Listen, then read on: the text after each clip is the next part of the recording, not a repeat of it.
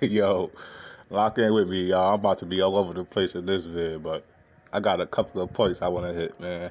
I just want to start this off saying, like, it actually feels good to call shit for what it is and not be a delusional Knicks fan anymore.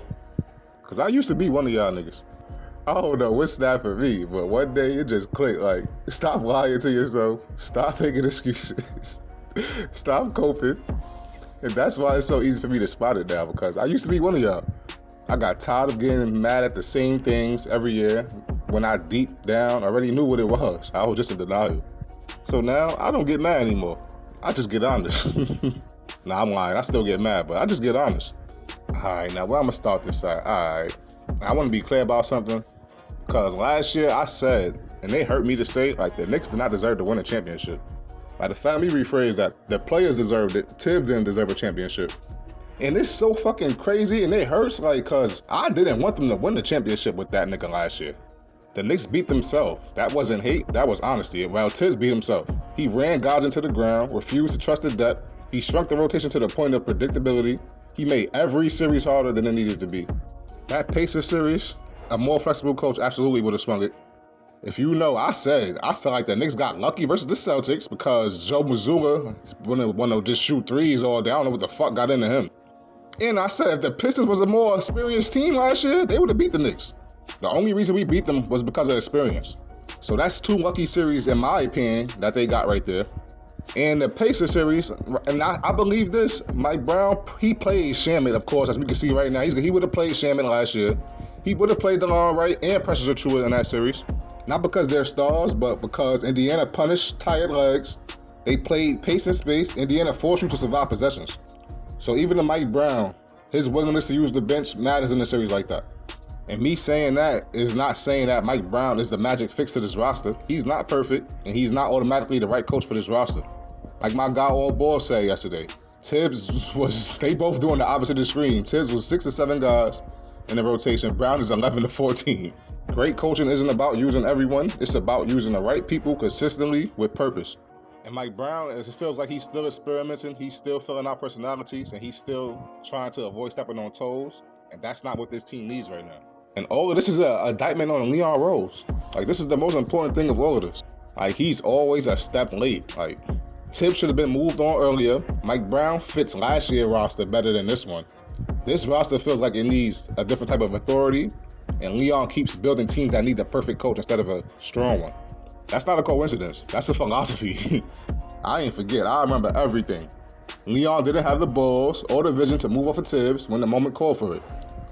When Udoka became available, and when that shit with Boston happened, the Knicks should have signed him. He would have set a defensive tone immediately, would have not cared about hurting nobody's feelings, would have simplified the roles, and he wouldn't have damaged no edge.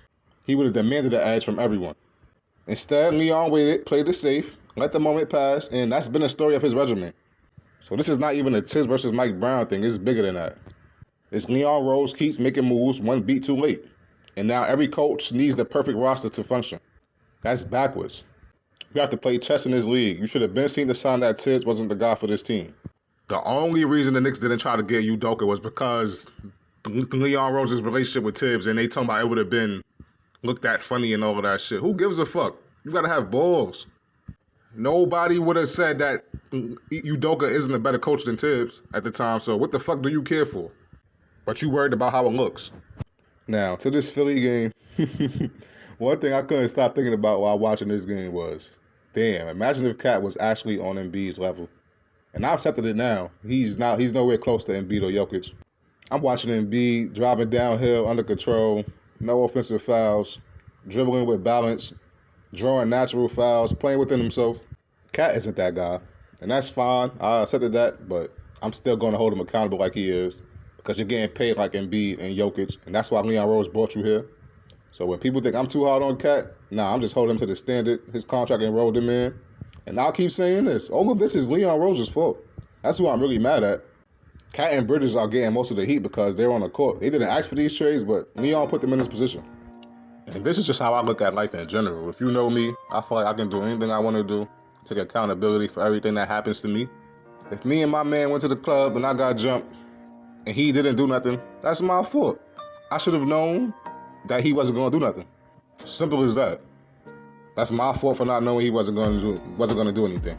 I think every man should feel like that. So when people say Brunson and Mike Brown needs to get Cat involved or needs to get Cat going, that makes no sense to me. Because that would mean Cat is letting other people control his destiny. And if that were really the case, he would have crashed out by now. Every man has a breaking point.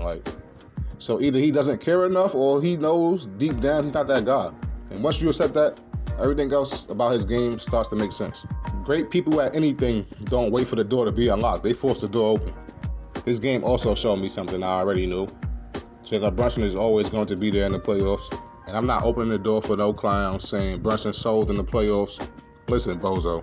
Every superstar has bad playoff games. That's normal. What matters is whether your co-star steps up or your role players step up. Or your fucking coach step up and play some damn players off the bench. There has never been a playoff series where Brunson didn't show up and someone else on the team did. Not one. We just watched J-Dub put OKC on his back when Indiana was hounding the shit out of Shea.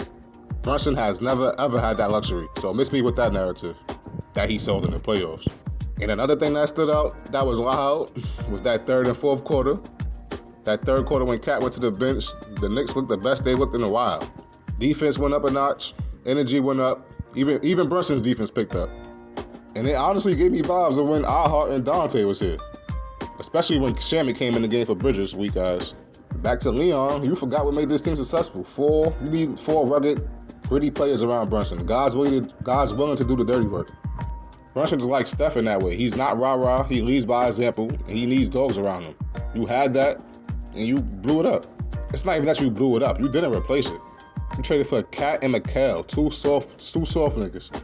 You lost Ahart for nothing. That's why I said you have to play chess in this league, bro. As much as it would have probably hurt to trade Ahart, you would have to have that. I would have had that man-to-man with him. Like, bro, if you get a bag thrown at you, like, are you gonna leave us? And I can't be mad at you for that.